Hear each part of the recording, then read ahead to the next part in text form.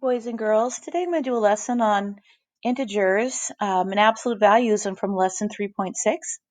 I want to start out, first of all, I want to start out with our I can statement because we're going to be comparing these absolute values.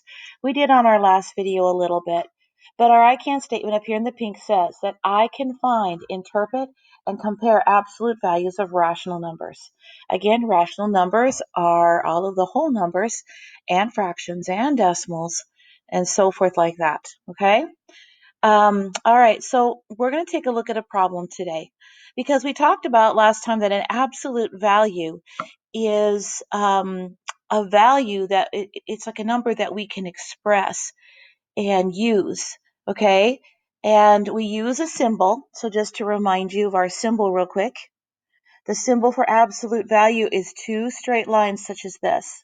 Okay, and then we put whatever the value is. This value could be positive. This value could have been a negative value inside those two lines. So I just want to make myself clear. Those lines mean absolute value because I'm going to be doing some more comparing and ordering. Before we get started, would you take a look right here at this problem right here? Okay, we had a problem similar at the beginning of this lesson.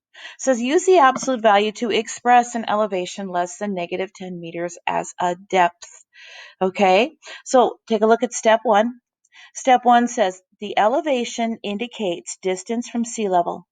A negative elevation means a distance below sea level. Negative 10 is 10 units below zero on a vertical number line.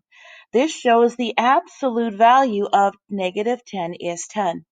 Okay, so let's go back and let's talk about that for a minute. Here's zero. Okay, we've talked about since the beginning of this chapter different things that mean zero that are in the real world, like not having money in your bank account. One of the biggest ones is sea level. If you're on the sea, sea level is 0 degrees or 0 feet. Okay, not 0 degrees, but 0 feet. Okay, so there's sea level right here at zero. So let's say I'm on a mountain or maybe there's a hill or something. As you go up, it's going to be plus. Okay, if my mountain is 50 feet above sea level or plain, whatever you want to call it, that would be 50 feet above sea level, correct? All right. Now, if I'm going to go under the sea or under or even at a point that's below sea level, those are negatives. These are the integers right here, okay? These are the integers that represent something below, okay? Integers. But we're instead of saying, oh, I'm at negative 20 feet, I'm going to say I'm 20 feet below sea level. Okay, that's how this works. So depth indicates the distance below sea level here on step two. It is always expressed as a what? Does it say here, like I said before, a positive number? Use the absolute value of negative 10 to find its depth. So the absolute value of negative 10 is going to be 10.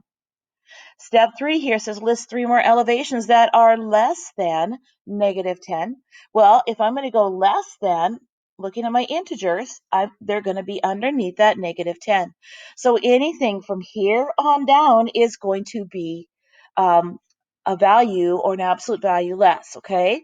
So that's what they've done in this table for you right here. These are depths that are, here's your integer on this side, okay? Oops. There's your integer right here. And then here's your depth, which is how we would write it as an absolute value, okay?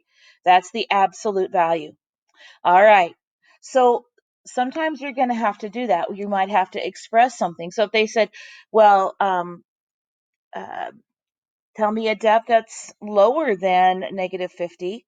You could say, well, 60 or even 51, negative 51. It could be 51 feet below sea level.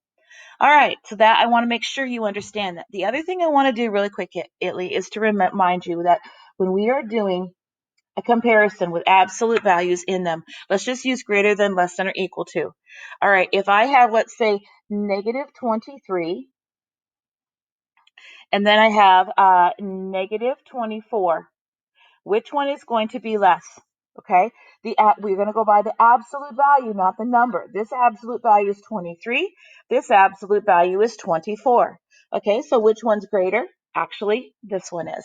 Okay, the absolute value, negative 24, is 24, so that is its value. You can use a number line to help you. Just to remind you, when we go by absolute values, it's